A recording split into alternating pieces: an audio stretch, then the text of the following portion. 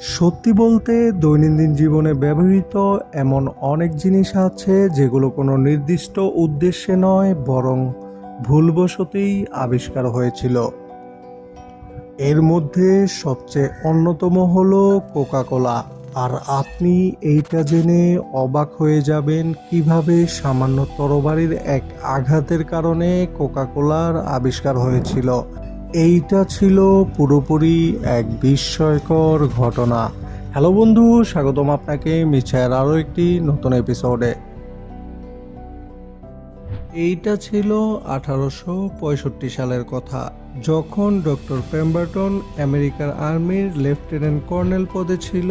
ওই সময়ে কলম্বাসের সাথে এক যুদ্ধে তরবারির এক আঘাত পেম্বারটনের বুকে এসে পড়ে। তরবারির আঘাতে হওয়া ক্ষত এতটাই গভীর ছিল যে তার অসহনীয় ব্যথা তাকে শেষ করে দিচ্ছিল। ব্যথা উপশম করার জন্য তিনি মরফিন নামের এক ধরনের ড্রাগ ব্যবহার করতে থাকেন। মরফিন ওই সময়ে ঠিক তখনই ব্যবহার করা হতো যখন কোনো ঔষধেই কাজ করতো না। মরফিনের কারণে তার জখম তো অবশ্য ঠিক হয়ে যায়, কিন্তু নতুন আরেক সমস্যা এসে দানা বাঁধে। মরফিন যেহেতু এক ধরনের ড্রাগ ছিল, সেই কারণে ডক্টর পেম্বারটন মরফিনের প্রতি পুরোপুরি আসক্ত হয়ে যায়। মরফিনকে পরিত্যাগ করার জন্য সে বিকল্প কিছুর সন্ধান করতে থাকে। ওই সময় অ্যালকোহল এবং কোকেন স্বাভাবিক মনে করা হতো, যে কারণে এগুলো যে কেউ কিনে অতি সহজেই ব্যবহার করতে পারত। ডক্টর পেম্বারটন মরফিন থেকে বাঁচতে নিজের জন্য এমন একটি ঔষধ বানায় যেখানে তিনি কোলানাটসের সাথে ডামিয়ানা নামের এক ধরনের গাছের রস ঢেলে দেয়। তার সাথে কোকেন ও অ্যালকোহলের মিশ্রণ ব্যবহার করে। এটি একটি অ্যালকোহলিক ড্রিঙ্কের পাশাপাশি পেনকিলারের কাজও করত, যেটাকে পরবর্তীতে পেম্বারটন সবার মাঝে ফ্রেঞ্চ ওয়াইন কোকা নামে পরিচয় করিয়ে দেয়। এই পুরো প্রক্রিয়ার মানে দাঁড়ায় উনি এক ড্রাগকে বাদ দিতে গিয়ে নিজেই আরেকটি ড্রাগ তৈরি করে ফেলেন। পরবর্তীতে ডক্টর পেম্বারটন তার ফ্রেঞ্চ ওয়াইন কোকা বাজারে ছড়িয়ে দেয়। তার প্রায় 20 বছর পর 1886 সালে একটি অ্যান্টি অ্যালকোহলিজম ক্যাম্পেইন চলে, যেখানে অ্যালকোহল এবং কোকেনের বিরুদ্ধে একটি আইন পাশ হয়। সবকিছুই ঠিকঠাক চলছিল, কিন্তু হঠাৎ করে হওয়া আইন তার ব্যবসার জন্য মুসিবত হয়ে দাঁড়ায়। তখন ওই সময়ের সবচেয়ে বড় লোকাল ফার্মেসি স্টোরের মালিক ডক্টর পেম্বারটনকে পরামর্শ দেয় এখন তার ফ্রেঞ্চ ওয়াইন কোকা থেকে অ্যালকোহল এবং কোকেনের ব্যবহার বন্ধ করতে হবে। তারপর ডক্টর পেম্বারটন অ্যালকোহল এবং কোকেনকে বাদ দিয়ে কিছু এক্সপেরিমেন্ট করতে থাকে।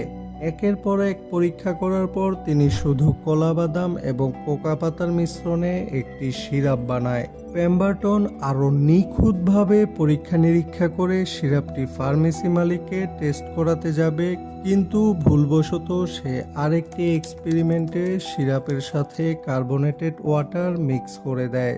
যদিও আপাতদৃষ্টিতে সে অনেক বড় ভুল করে বসেছিল, কিন্তু এই ভুল যে পৃথিবীর সবচেয়ে জনপ্রিয় সফট ড্রিঙ্কসে রূপান্তর হতে যাচ্ছিল, এইটা আসলে কেই বা জানতো।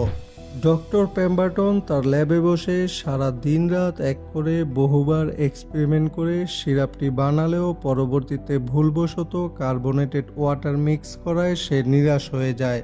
সে আবারও নতুন করে সিরাপ তৈরি করবে বলে সিদ্ধান্ত নিয়ে যেই সিরাপটি ফেলে দিতে যাবে, ঠিক তখনই সে ভাবে যেহেতু এত কষ্ট করে বানিয়েছি, এইটাই ফার্মেসি মালিককে একবার টেস্ট করানো যাক। এমনটা ভেবে সে ফার্মেসি মালিককে বিকৃত সিরাপটি টেস্ট করায়।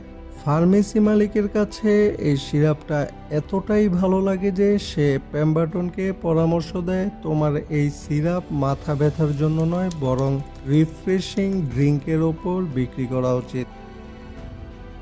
এই সিরাপটি কোকা এবং কোলা দিয়ে বানানো হয়েছিল বলে এটা কোকা কোলা নামে রিফ্রেশিং ওয়াটার হিসেবে বিক্রি করা শুরু করা হয়।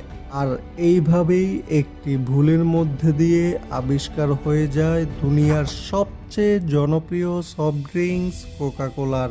সর্বপ্রথম বানানো কোকা কোলাটি 5 সেন্টে বিক্রি করা হয়। পেম্বারটন বিশ্বাস করত যে এই পানীয় একদিন অবশ্যই জাতীয় পানীয় হয়ে উঠবে।